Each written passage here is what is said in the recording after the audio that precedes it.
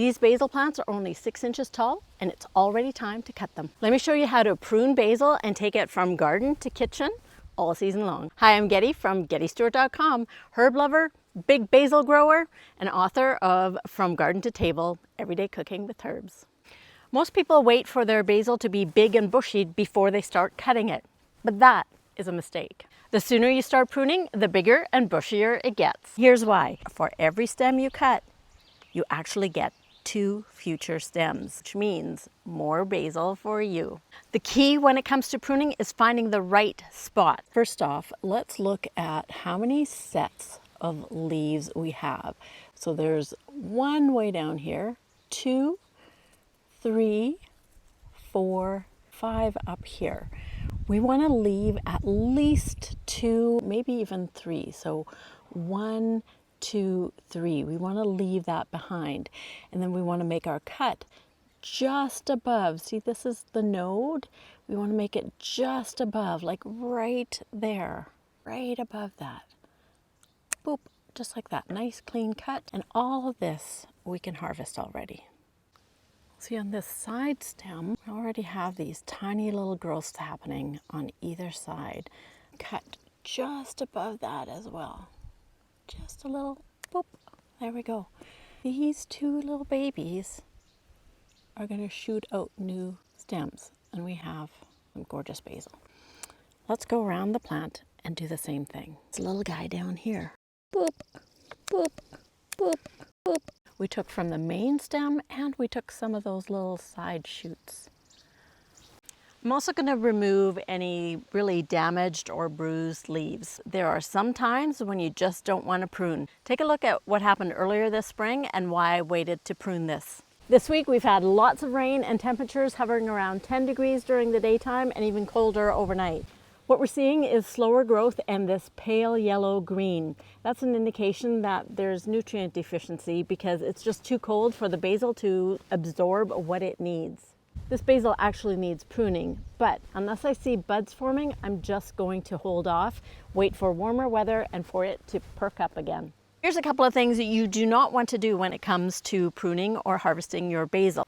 Don't be a plucker. Don't come out here and just randomly take leaves. You want to be strategic about it. If you just pluck leaves here and there, you're depriving the plant of its energy source.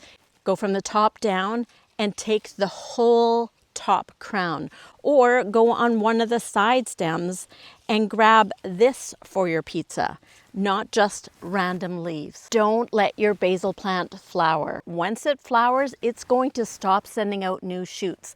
The flowers will start in the center crown like this. Cut them the same way as we have all along. Just follow the stem and cut right above the node.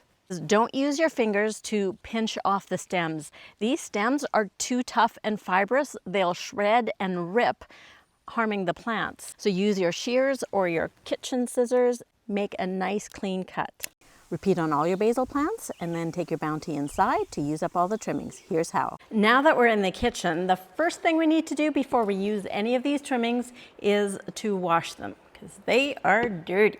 Let me remind you that basil is incredibly sensitive, both out in the garden and here in the kitchen. This tropical diva is highly sensitive to both cold temperatures and rough handling. If cells get damaged, it exposes an enzyme that sets off a chain reaction causing black spots. So we need to handle it gently.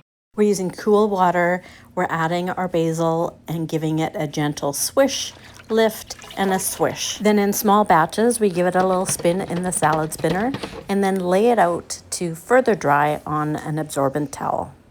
Now that our basil is all nice and dry, here are 3 key ways to use your basil trimmings. Number 1, use it fresh. Eat your basil trimmings right away. Don't wait for a recipe. Basil goes great on any dish with tomatoes, green beans, strawberries, or peaches, just to name a few. Sometimes you don't even need to chop the basil, just put it right on. And then there are hot dishes like pizza and pasta dishes that require a little more care. Let me show you a quick technique for making a chiffonade. So I'm going to stack my clean dried leaves on top of each other and I'm going to roll them like a cigar. Not that I know anything about rolling a cigar. And then with a very sharp knife, just make very gentle, clean cuts. Again, you don't want to squish, you don't want to overcut, just nice little ribbons. Basil's going to turn black if you put it on something this hot. Just give it a couple of minutes. And now let's add our basil ribbons. That's how we turn a frozen pizza into something delicious. So if you have more basil than you can use today, store it.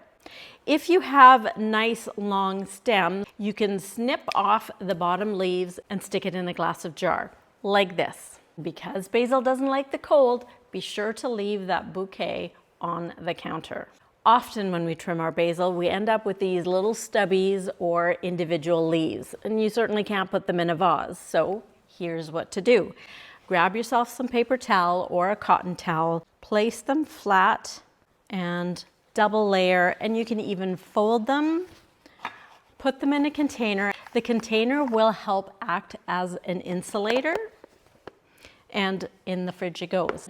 Don't leave it for longer than 3 to 5 days. If you know you're not going to use your basil within that time, or you simply have more than enough, then you want to go into step 3, which is freezing your basil. Now at this point, I'm going to take the basil off the stems. Cutting is better than tearing. You could dry it, or you could make pesto as well, but I usually wait for a bigger harvest to pull out the dehydrator or to make pesto. This is a super quick way to freeze your basil. We're not doing anything fancy. We're not pulling out the ice cube trays or food processor or anything. We're just going to coat our leaves with a little bit of olive oil and then stick them in a freezer bag. This is what they look like. This I did last summer, so they have kept remarkably well. I can easily break off pieces and use them in all my hot dishes, where it doesn't matter what it looks like as long as I get that flavor. So here's how to do it. Coat them with olive oil. The olive oil is going to give them a nice protective coating, so I just want to make sure that each leaf has that olive oil on it, just coating all the leaves really well. And now I pop it in a freezer bag, flatten out the bag, remove as much air as you can. In fact, you can once again be a human vacuum sealer.